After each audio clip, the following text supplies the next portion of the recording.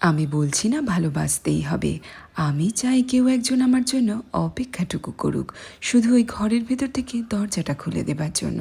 কারণ বাইরে থেকে দরজা খুলতে খুলতে আমি যে এখন বড্ড ক্লান্ত। আমি কিন্তু এখনও বলছি না যে ভালোবাসতেই হবে, আমি চাই কেউ আমায় খেতেটুকু দিক।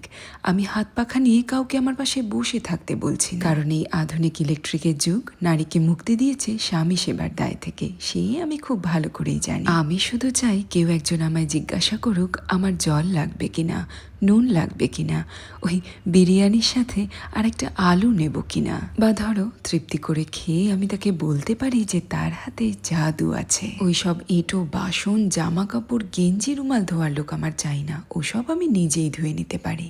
একাকিত্বটাকে মাঝে মাঝে বড্ড কঠিন মনে হয়। সারাদিন পর বাড়ি ফিরে কথা বলার জন্য একজন মানুষের দরকার পড়ে। হ্যাঁ, এখন তুমি বলতেই পারো যে ফোন আর টিভি তো আছে, তাতে কি সময় কাটে না?